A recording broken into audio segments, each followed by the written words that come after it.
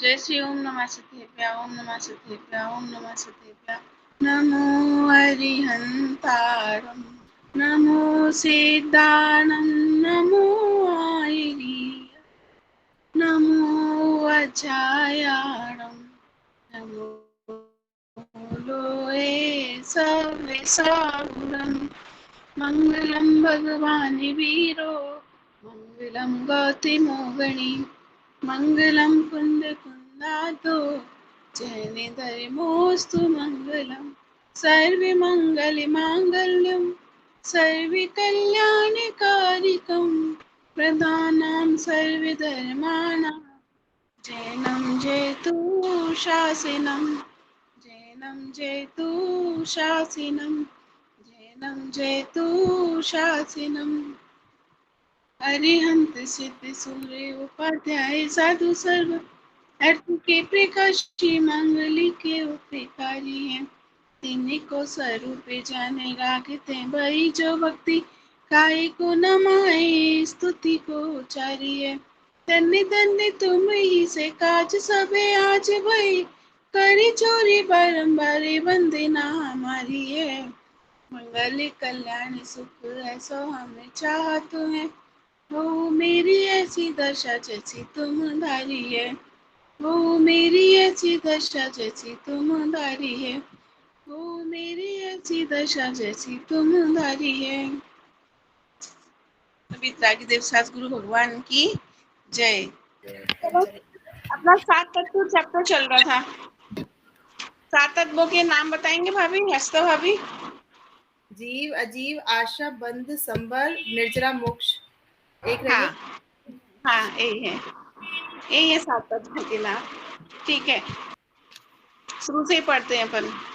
ठीक है, ज्ञान स्वभावी आत्मा को जीव तत्व कहते हैं। ठीक है, या तो आप हल्के में लिखते जाइए नोट्स एक एक लाइन का, या फिर मैं अपन डायरेक्ट पहले चर्चा कर लेते हैं, बाद में लिखा दूंगी। ठीक है, थोड़ा टाइम पहले लिखा है ये वाला। कोई बात नहीं। ज्ञान स्वभावी, ज्ञान दर्शन स्वभावी आत्मा को जीव कहते हैं।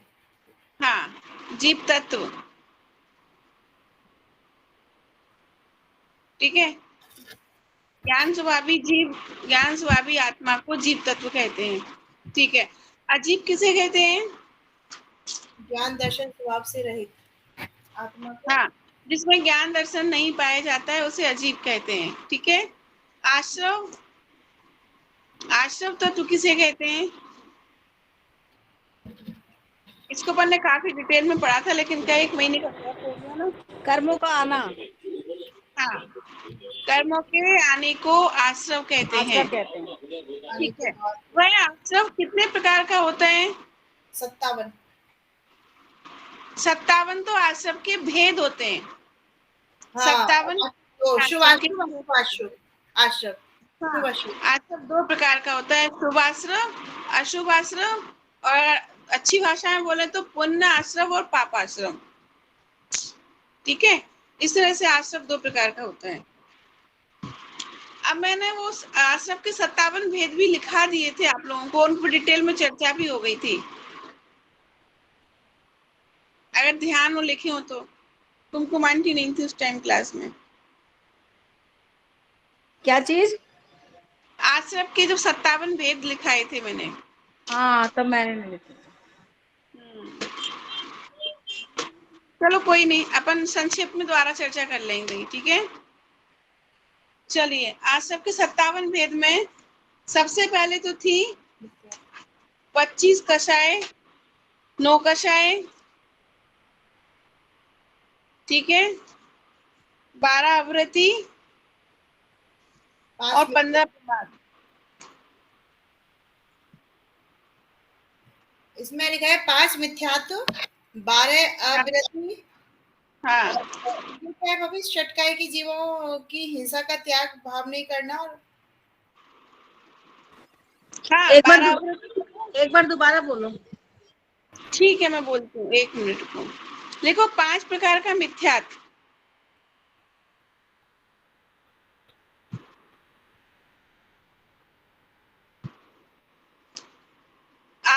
आश्रम के 57 वेद में 5 प्रकार का मिथ्यात्व।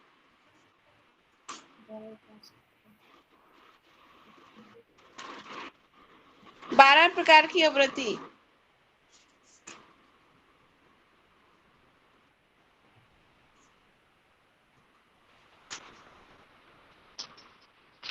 पंद्रह प्रमाद नहीं, 15 प्रमाद नहीं, 15 योग।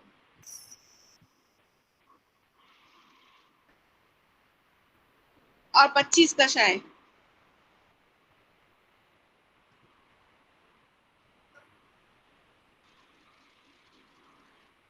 हो गए 57 में।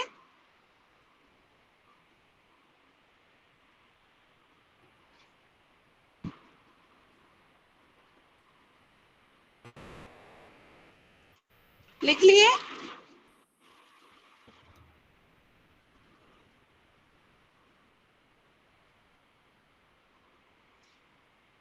देखो, किसी किसी शास्त्र में 15 योग की जगह 15 प्रमाद का नाम आता है, कहीं कहीं 15 योग आते हैं। ठीक है, योग और प्रमाद को ऐसे रिलेट कर सकते हैं कि मन वचन काय की जब असावधानी पूर्वक आत्मा के प्रदेशों में हलन चलन होती है तो कर्मों का आश्रय होता है, और वो जो योग होते हैं वो प्रमादवश ही होता है। ठीक है, प्रमाद यानी असावधानी पूर्वक जो क्रियाएं होती हैं वो 15 प्रकार से होते हैं, उनको योग कहते हैं। ठीक है, तो उनका नाम योग भी होता है, कहीं कहीं उनको प्रमाद भी कहते हैं। ठीक है, चलिए अभी देखो 25 कषाय हो गई, 25 कषाय, 15 योग, 40, 12 व्रति, 52 और 5 मिथ्यात्व, 57। ठीक है, हमने 5 प्रकार के मिथ्यात्व का बहुत डिटेल में वर्णन पढ़ लिया था, पढ़ा था उस टाइम, ध्यान है किसी को? अभी आलोचना नहीं आती है। हाँ, मिथ्यात्व के कौन कौन से नाम थे? 5 प्रकार के मिथ्यात्व के नाम। एकांत, विनय, संशय, अज्ञान, विपरीत। हाँ हाँ, यही वाले, विपरीत, एकांत, विनय, संशय और अज्ञान, ये 5 थे। इन 5 के कि विपरीत जो देव शास्त्र के प्रति श्रद्धा विपरीत उल्टी मानता है, वह विपरीत नाम का मिथ्यात्व है। एकांत मतलब एक पक्ष को पकड़ लेना। ठीक है, वह एकांत होता है, एकांतवादी हो जाते हैं, एक ही बात को सच मान लेना, वह एकांत मिथ्यात्व है। विपरीत एकांत विनय, गुरु कुदेव कुशास्त्र की विनय करना, वह विनय नाम का मिथ्यात्व है। विपरीत एकांत संशय, देव शास्त्र गुरु के संबंध में, सत्य के संबंध में शंका करना, और शंका नाम का मिथ्यात्व संशय। और अज्ञान, देवशास्त्र गुरु के प्रति अज्ञानी होना, ज्ञान नहीं होना, वो भी मिथ्यात्व का कारण होता है। ठीक है, कैसे मिथ्यात्व होता है? कैसे मिथ्यात्व होता है? अज्ञान मतलब किसी वस्तु का ज्ञान नहीं होना, तो मिथ्यात्व कैसे हो जाएगा? देखो, ऐसे मिथ्यात्व हो जाएगा, मान लो कि जैसे, हाँ, एक कहानी आती है अपने उसमें वर्तमान युग में, कुलभूषण देशभूषण मुनिराजों की आती है। 2 भाई थे, बचपन में आश्रम पढ़ने गए, युवावस्था में आश्रम से जब पढ़कर लौटे तो उन्हें ज्ञान ही नहीं था कि उनकी एक बहन है जो उनके आश्रम जाने के बाद उत्पन्न हुई थी। पढ़ी कहानी? जी मैं पढ़ी है ना? तो उन्होंने अज्ञान उस बहन पर ही मोहित हो गए थे कि हम अपनी इस लड़की से शादी करेंगे।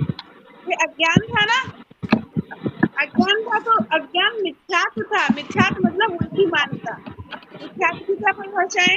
उल्टी मान्यता। तो अज्ञान था, वो भी उल्टी मान्यता थी ना, विपरीत करना चाहते थे। और जब उनकी मान्यता थी, जब उन्हें ज्ञान हुआ, सच्चा ज्ञान हुआ, कह रहे तो हमारी बहन है, इसमें हम मोहित हो गए, इसे हम विवाह करना चाह रहे थे, तो उन्होंने तुरंत जिनेश्वरी दीक्षा धारण कर ली, सम्यक दर्शन हो गया, सम्यक ज्ञान हो गया, उन्हें मिथ्या ज्ञान की जगह सम्यक ज्ञान हो गया।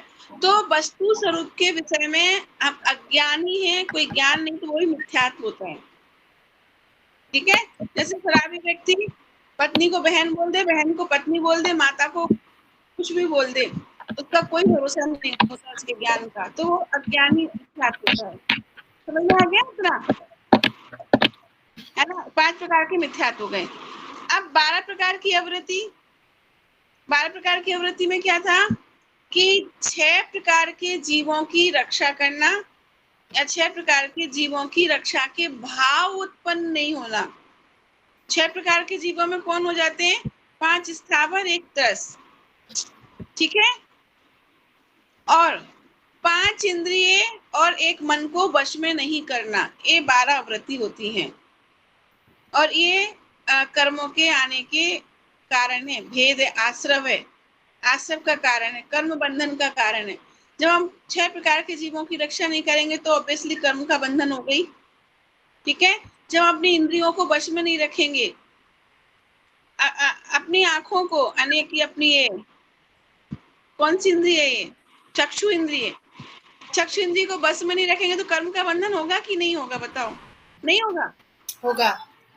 कैसे होगा? तो भाभी बताओ कैसे होगा? चक्षु इंद्रिय को बस में नहीं रखने से कर्म का बंधन कैसे होगा? बताओ, एक एग्जाम्पल। इंद्रिय पता है, हम किसी को देखेंगे तो अच्छा बुरा जो भी होगा वो हमारे मन में आ जाएगा ना, उनको जैसा हम जिस रूप में उसको देखेंगे। हाँ, मान लो अपने चक्षु से शत्रु हम को जिस रूप में उसको स्वरूप को देखेंगे, हाँ, जिस स्वरूप में उसको देखेंगे हमारे भाव वैसे हो जाएंगे। हाँ, अपने शत्रु को देखेंगे तो हमें द्वेष के भाव आएंगे, जब द्वेष के भाव आएंगे तो पाप आश्रव होगा, हाँ, है ना। मुनिराज आदि के दर्शन करेंगे तो हाँ, पुण्य के भाव आएंगे, धर्म के भाव आएंगे तो पुण्य आश्रव होगा। समझ में आया? तो ये भी आश्रव का पुण्य आश्रव। पुण्य आश्रव। 5 इंद्रियों को बस में नहीं करना। अब ऐसे कर्ण इंद्रिय का लगा लेना, रसना इंद्रिय का, एक घ्राण इंद्रिय का, स्पर्श, सब 5 इंद्रिय का लगा लेना। और मन तो बड़ा चंचल है, कौन इसे समझाए, समझ में ही नहीं आता। मन तो 1 सेकंड में कहाँ से कहाँ जाके आ जाता है, तेज गति से भागता है। हाँ, तो मन को बस में नहीं करना भी 12 आवृत्ति में आता है। 12 आवृत्ति के नाम याद हो गए? हो गए। हाँ, बताइए भाभी। पापों में प्रवृत्ति होना अविरति कहलाता है, और ये 12 प्रकार की होती है। एक तो षटकाय के जीव कौन से होते हैं भाभी? षटकाय के जीव मतलब 5 स्थावर और 1 तरस। हाँ, 1 तरस। इनकी रक्षा ना करना, इनके रक्षा के भाव ही उत्पन्न नहीं होना। हाँ, तो ठीक ये है, कर्मों का आना आश्रव कहलाता है। 6 तो ये हो गए। अगर देखो अनछना पानी पी रहे हैं तो ये क्या है बताओ? अनछना पानी प्रयोग कर रहे हैं तो क्या है ये? तरस की रक्षा का भावना करना। नहीं, स्थावर है ना पानी, तो जल का एक इंद्रिय है ना, 5 स्थावर में आता है जल का एक। 5 स्थावर कौन कौन से है भाभी? है 5 स्थावर कौन कौन से है? 5 एक तो पेड़ स्थावर, पौधे, जल का एक, पृथ्वी का एक, अग्नि का एक, वनस्पति का एक, वायु का एक, ये 5 स्थावर होते हैं। और एक तरस जीवों में 2 इंद्रिय से लेके 5 इंद्रिय तक आ जाते हैं, ठीक है। अगर हमें पानी छान कर पीने का भाव ही नहीं आ रहा है, इसका मतलब हम अवृत्ति कर रहे हैं, मतलब मिथ्यात्व यानी कर्मों का आश्रव कंटिन्यू निरंतर कर रहे हैं। क्यों? 5 स्थावर के जीवों की रक्षा का भाव नहीं आना, जल कायक के जीवों की रक्षा का भाव नहीं आ रहा, अनछना पानी धड़ाधड़ पिए जा रहे हैं, नहा रहे हैं अनछने पानी से, कपड़े धो रहे हैं अनछने पानी से, बर्तन मांज रहे हैं, अनछना पानी प्रयोग कर रहे हैं। बोलो, तो ऐसे 5 प्रकार के 5 स्थावर में लगा लेना, अग्नि का एक, जल का एक, वनस्पति का एक, वायु का एक, ठीक है।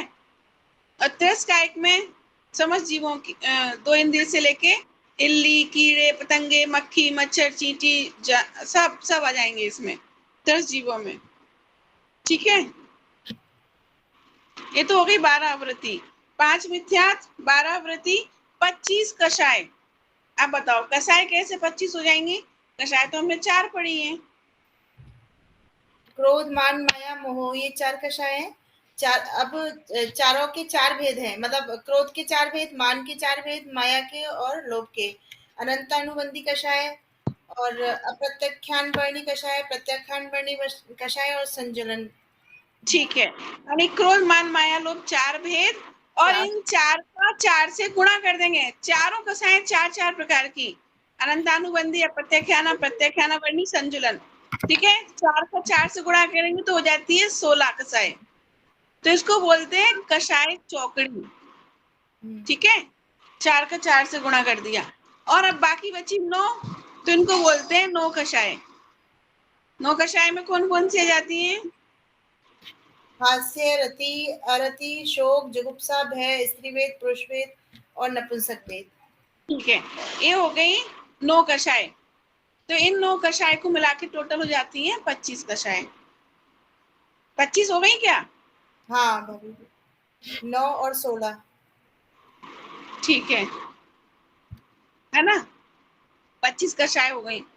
अब 15 योग, योग या प्रमाद। ठीक है, अब कैसे? योग क्या होते हैं? मन वचन काय। मन वचन काय को योग बोलते हैं। मन योग, वचन योग, काय योग।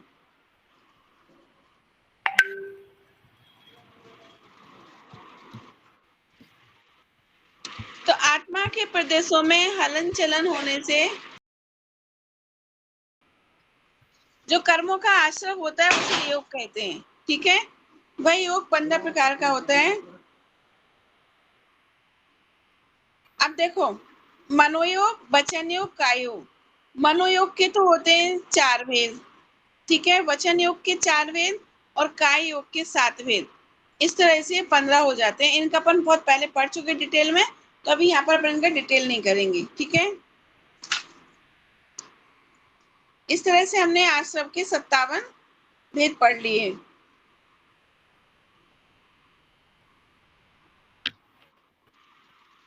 अब दूसरी प्रकार से आज सबके 2 भेद बताए थे, पुण्याश्रम और पापाश्रम। ठीक है, ठीक है। अब आत्मा में शुभ भावों के कारण शुभ कर्मों का आना शुभाश्रम, और आत्मा के प्रदेशों में हलन चलन होती है, और पाप कर्मों का आना अशुभाश्रम। ठीक है, पुण्याश्रम, पापाश्रम, शुभाश्रम, अशुभाश्रम। पुण्य पाप तो समझते हैं ना, इसको अपन पहले बहुत आराम से पढ़ चुके। ठीक है, अब यहाँ पे हो गए आश्रम के बाद अब आता है बंध। 3 तत्व पढ़ लिए हमने, जीव, अजीव, आश्रव। चौथा तत्व है बंध। बंध क्या होता है? कर्मों का आश्रम, हाँ, कर्मों का आत्मा के प्रदेशों से एक में एक हो जाना, बंध जाना, उसे बोलते हैं बंध। वह बंध भी 2 प्रकार का होता है, पुण्य बंध और पाप बंध।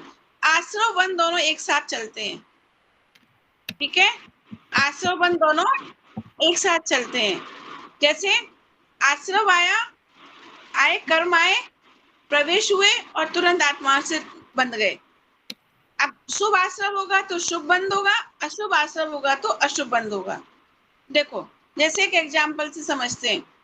हमारे घर में मेहमान आए, ठीक है, तो उन्होंने घंटी बजाई, तो उस घंटी बजाने से पता चल गया कि मेहमान आए।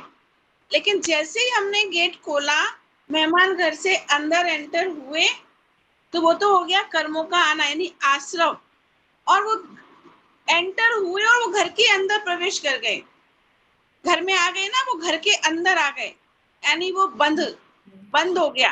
आश्रव बंद एक साथ होता है। अब वो कितनी देर को हो रहा है, ये हमारे भावों के ऊपर निर्भर करता है। ठीक है, कि भाई किसी कर्म की सत्ता 2 साल की बंधी, किसी कर्म की अवादा काल 70 साल की बंधी, किसी कर्म ने अपनी अवादा काल 1 करोड़ वर्ष की बांधी, कोई कर्म हमारे आत्मा से 70 कोड़ी वर्ष के लिए बंध गए। ये सब किस पर निर्भर करता है? हमारे भावों के ऊपर निर्भर करता है, और कसाई की तीव्रता के ऊपर निर्भर करता है। ठीक है, जैसे बॉल होती है ना, क्रिकेट खेलते हैं, तो किसी बॉल पे छक्का लगता है, किसी पे चौका लगता है, कोई बॉल पास में नहीं जा पाती, यानी वो उसकी फेंकने का फोर्स कितना है, बॉल कितनी दूर जाएगी, कितने फोर्स से हमने बॉल फेंकी। ऐसे ही हमारे आत्मा में कितने फोर्स से कषाय की हमने, जितनी कषायों की तीव्रता होगी, कर्म का बंधन उतना ही प्रगाढ़ होगा। ये चीज समझ आ रही? देखो, हमने गेट खोल दिया तो मेहमान आ गए, मेहमान अंदर रुक भी गए, लेकिन अब कौन मेहमान कितने दिन रुकेगा ये अनिश्चित काल है। ठीक है, मान लो कोई मेहमान ठलुआ है, बिल्कुल घर से फ्री है, आज चलते हैं, चलो कुमकुम आंटी के चलते हैं, अब वो आपकी सेवा खातिरदारी पर डिपेंड करेगा कि वो 1 महीने रुक रहे कि 2 दिन में जा रहे। वो तो ठलुआ है, उन्हें घर पे कुछ काम नहीं, उन्हें वापस घर नहीं जाना। ऐसे ही कर्म ठलुआ है, फालतू है, उनके पास कुछ काम नहीं है। वो तो सोचते हैं किसी का द्वार खुले और हम घुस जाएं। ठीक है, समझ में आया है?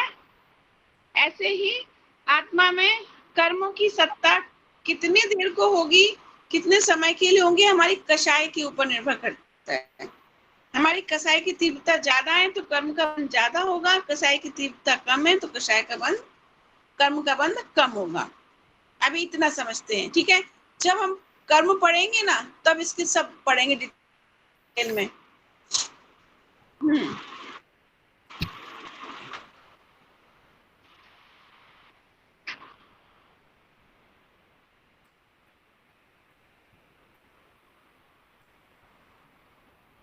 देखो, अब ये टॉपिक थोड़ा क्या खिंच जाएगा, लेकिन फिर भी पढ़ते हैं, टॉपिक के अंदर आए तो पढ़ते हैं। जब कर्मों का बंधन होता है ना, बंध, ये चीज बंध के उसमें आ रही है। जब कर्म का बंध होता है तो उसमें 4 कंडीशन होती हैं।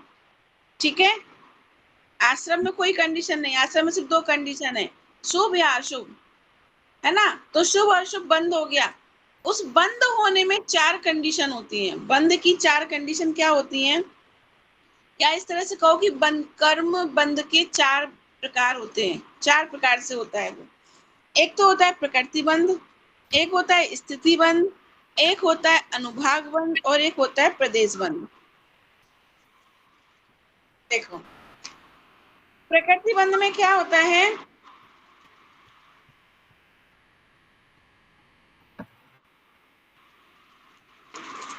प्रकृति बंध में मतलब कर्म की जो प्रकृति है, कर्म का जो नेचर है,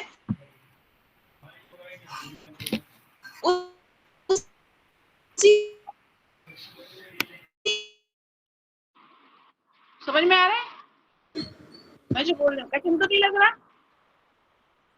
थोड़ा सा कठिन लग सकता है, वैसे तो कोशिश करूंगी आसानी से समझ। प्रकृति मतलब नेचर, नेचर मतलब स्वभाव। ठीक है, शब्द का अर्थ समझ में आ गया? प्रकृति बंध, हम बंध पढ़ रहे हैं, बंध के 4 भेद या 4 कंडीशन। कर्म जब आत्मा से बंधते हैं तो उसकी 4 प्रकार की कंडीशन होती है। पहली कंडीशन है प्रकृति बंध। प्रकृति बंध में क्या होता है? प्रकृति का अर्थ स्वभाव और नेचर।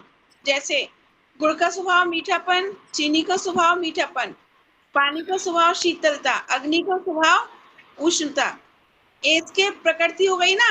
अग्नि की प्रकृति कैसी है? प्रकृति कैसी है अग्नि की? गर्म है ना, नेचर है उसका। ठीक है, उष्ण, गर्म, उष्ण।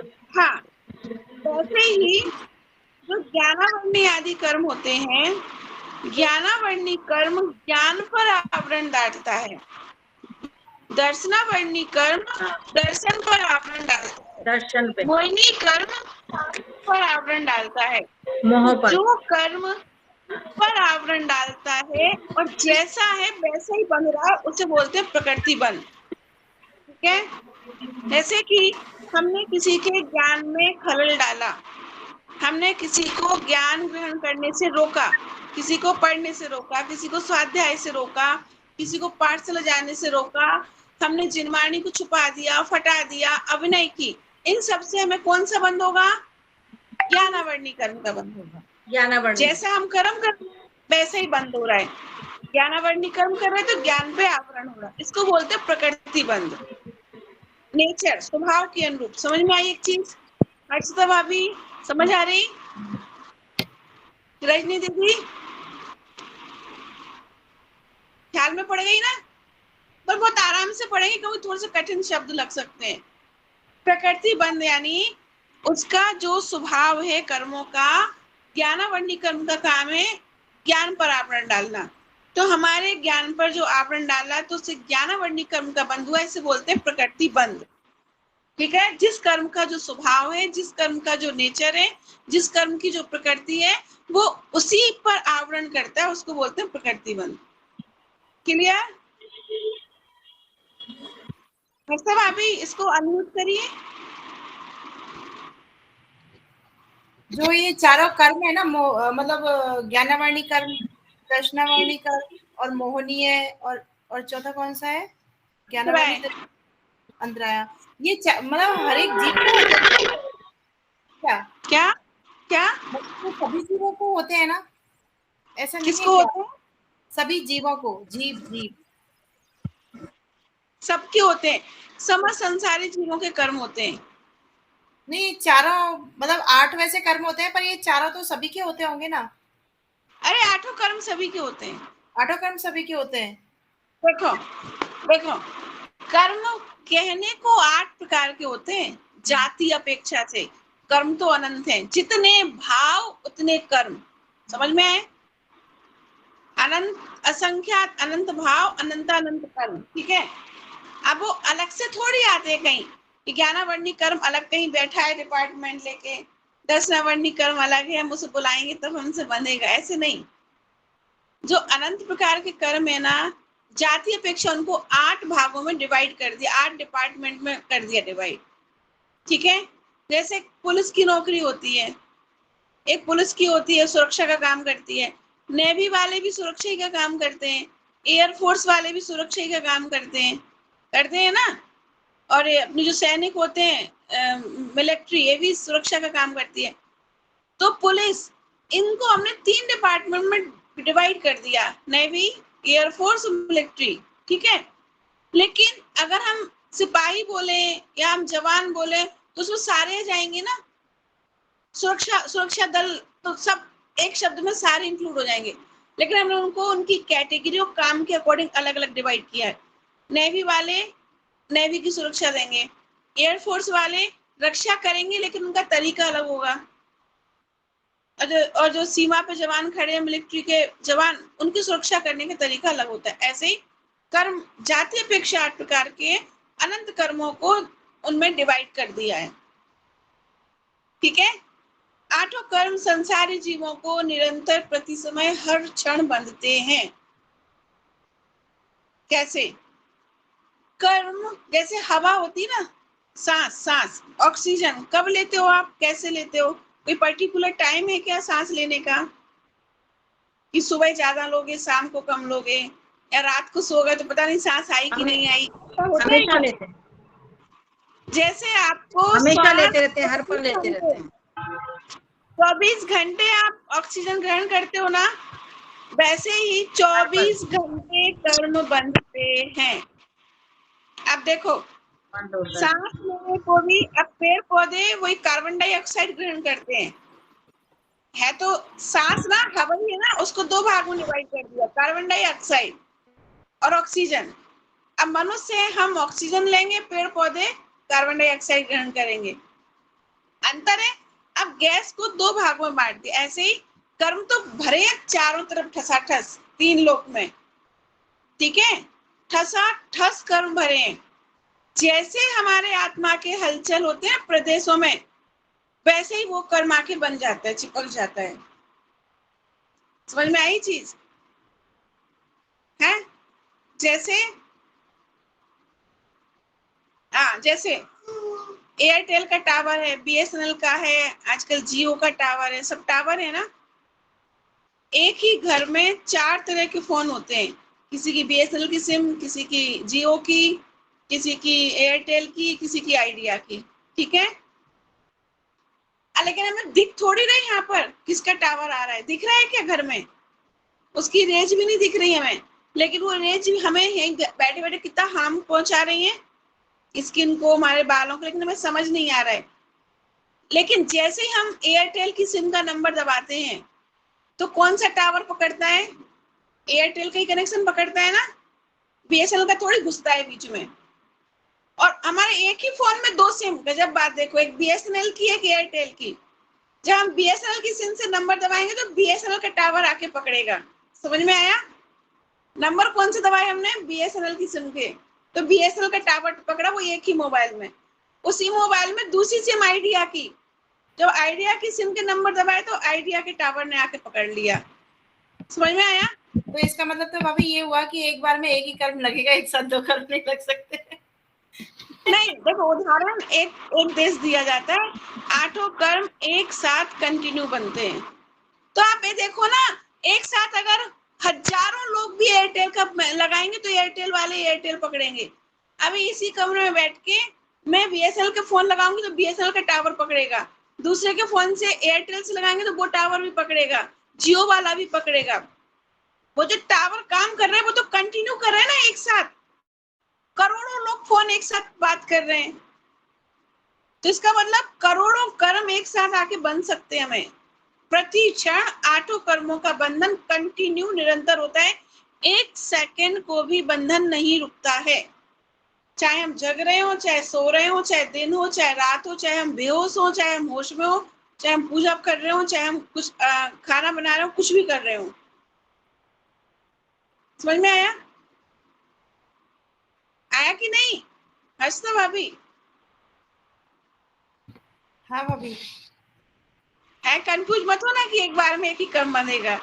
अरे एयरटेल की फोन से करोड़ों लोग फोन लगाते हैं तो वो करोड़ों लोगों का फोन करता है, बीएसएनएल वाले भी लगाते हैं, उनकी भी टावर पकड़े जा रहे हैं। ऐसा थोड़ी है कि वो बोल रहे नहीं अभी तो बीएसएनएल का फोन हो जाएगा, अब एयरटेल का बाद में पकड़ेंगे टावर, एक बार में एक ही काम होने दो। ऐसा होता है क्या? हाँ भाभी, लेकिन ये एक ही कर्म बनते हैं क्या? क्या कर्म बन जाएंगे? आप सांस सोते हुए भी लेते हो ऑक्सीजन या नहीं लेते हो? सोते हुए लेते हो ना, बस तो कर्म भी सोते हुए भी बनते हैं, 24 घंटे बनते हैं, निरंतर बनते हैं। ठीक है? आप सोचो कि हम सो गए तो बंद हो जाएगा डिपार्टमेंट कर्म बंधन का, वैसे आपकी सांस बंद कर दें तो अभी तो सो गए, इनकी सांस रोक दो, ऑक्सीजन बच जाएगी। ऐसा थोड़ी होता है। आंख बंद करके कोई ध्यान लगाए तो मतलब है ना, जो वो अंतर मुहूर्त का जो ध्यान होता है तो उसमें भी कर्म बंद होते हैं क्या? हाँ, क्योंकि मन बड़ा चंचल, मन तो काम कर रहा है ना अपनी गति से। आपने किसकी क्रिया को रोका? आपने शरीर की क्रिया को रोक दिया ध्यान लगाने के लिए। शरीर और वचन दो ही की क्रिया को तो रोका, मन तो रुका ही नहीं आपका, मन तो भाग रहा है, तो कर्म बंध तो होगा। बंद परिभाषा क्या है योग की? मन वचन काय की क्रिया में हलचल होने से कर्म बंधते हैं। आपने शरीर और वचनों को रोक लिया ध्यान लगा के, मन को थोड़ी रोका। मन जिस गति में जा रहा है उस हिसाब से कर्म बंधेगा, जिस जगह मन जा रहा है उस जो आपके मन में विचार आ रहा है उस हिसाब से कर्म का बंधन होगा। यही तो गजब बात है कर्म की फिलॉसफी। कहते कर्म किसी को नहीं छोड़ते, तुम अकेले में भी बैठ जाओ ना, कमरा बंद करके 10 कमरे के अंदर, कर्म भी आ जाएंगे।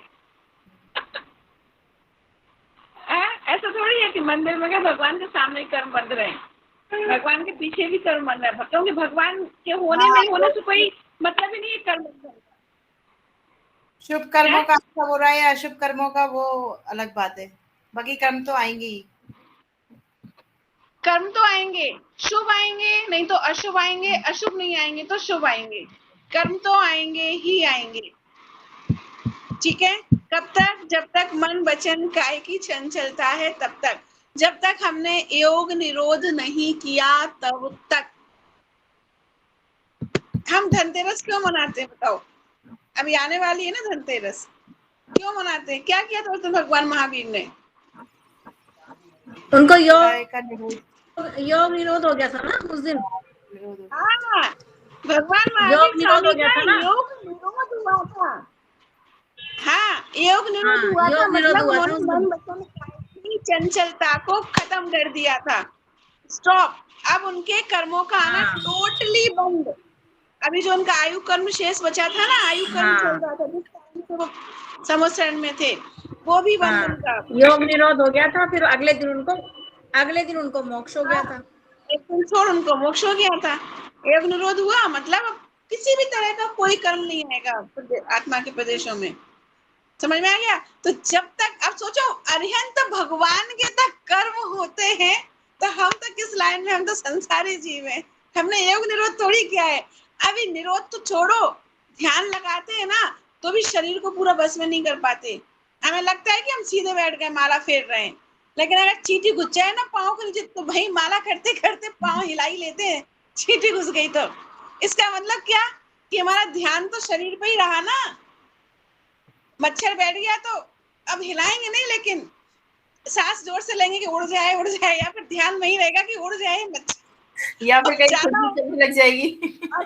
अगर वो मच्छर ज्यादा ही काट रहा है तो एक बार तो माला फेरते फेरते हाथ ऐसा कर ही ले, उड़ जाए मच्छर, होता है कि नहीं। तो मतलब अपनी आंटी कह रही है अगर कितना ही ध्यान कर लिया हमने, शरीर को रोक लिया ऐसे बस में, आप तो हिलेंगे ही नहीं चाहे कितने ही मच्छर काट जाए, तो भी हमारा मन तो शरीर के ऊपर ही है ना, वो मच्छर बैठा है। और अगर हाँ, माला में मन नहीं लगता ना। और अगर सांप निकल माला में मन नहीं लगता। सोचो, आप माला कर रहे ध्यान में बैठे हो, वो ध्यान में, तेज वाले ध्यान में, और सांप निकल जाए ऊपर से, पता चलेगा या नहीं चलेगा बोलो। चलेगा फिर भाभी, तो काय का ध्यान, काय की माला, माला भी हाथ में होगी तो दूर जाएगी माला के। सही इसका मतलब क्या कि हमारा ध्यान शरीर पर ही रहा, हम इधर उधर बस में नहीं जा रहे, है ना। समझ में आया। तो जब तक योग है, जब तक कर्म बंधन है ही है, और 24 घंटे कर्मों का बंधन है, निरंतर कर्मों का बंधन है।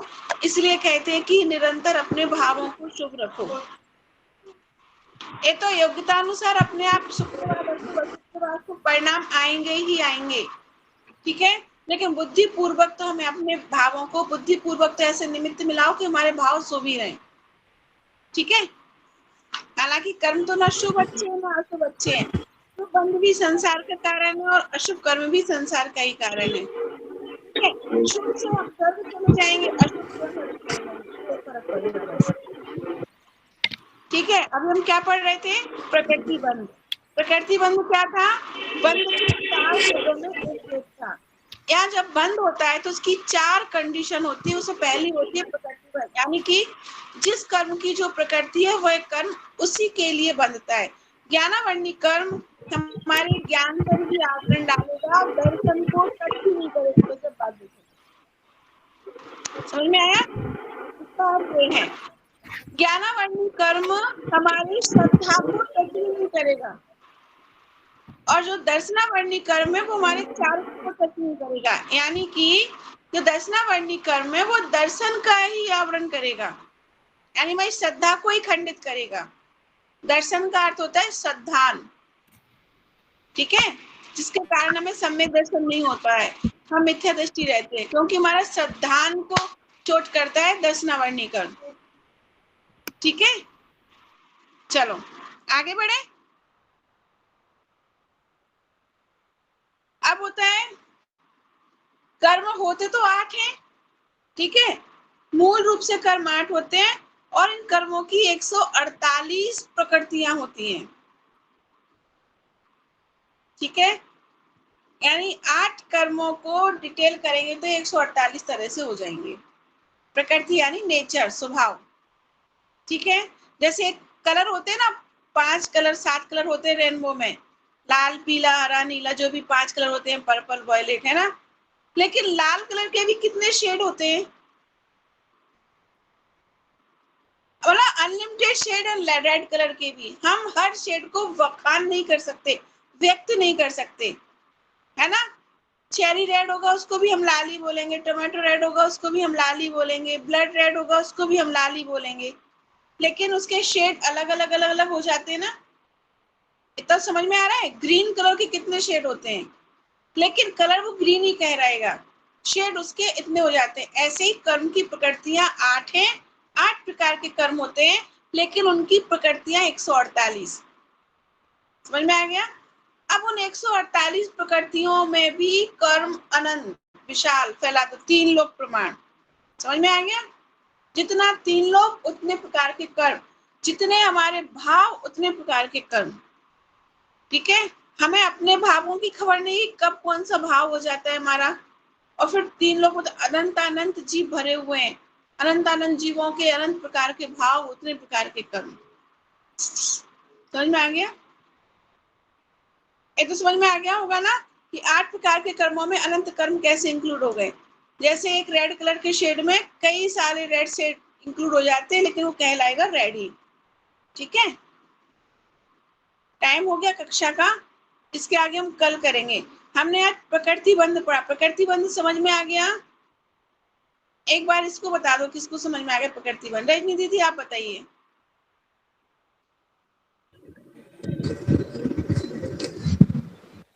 प्रकृति का मतलब स्वभाव, और जो हम अपने कर्म करते हैं वो जिस उसका जो नेचर होता है, जैसे ज्ञानावरणी जो आवरण है वो हमारे ज्ञान के ऊपर ही बंध डालेगा, और दर्शनावरणीय कर्म है वो हमारे दर्शन के ऊपर ही बंध डालेगा। ऐसे ही मोहनीय कर्म हमारे मोह वाले जो कर्म होते हैं उन्हीं के ऊपर बंध डालेगा, और अंतराय वाले जो कर्म होते हैं उन पे बंध डालेगा।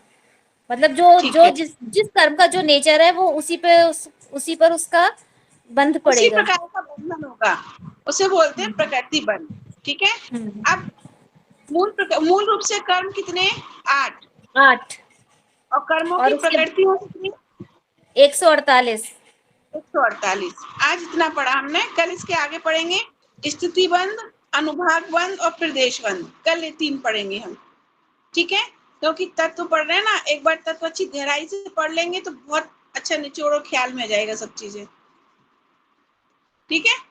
अभी कक्षा को यहीं विराम देते हैं, क्योंकि टॉपिक थोड़ा सा वैसा है ना, कठिन हो जाएगा। नहीं तो इतना याद रखेंगे हम कल के लिए। कल रिपीट करेंगे इसको एक बार, है ना। चलो, और होगा तो डेफिनेशन लिखवा दूंगी कल इन सबकी। चलो। निज निधि निज में बताई यह अनंत उपकार है, उसके लिए जिन वाणी माँ को वंदना वंदना शत बार है, जावानी के जानते सोचे लोकालो, सोवानी मस्तक बांधे हम लोग के जिनवानी बाती तो जपुर जैन, जो तेरा शर्मा कहे सुख पावे सुख चैन। हमारा नमस्कार मन पढ़ेंगे।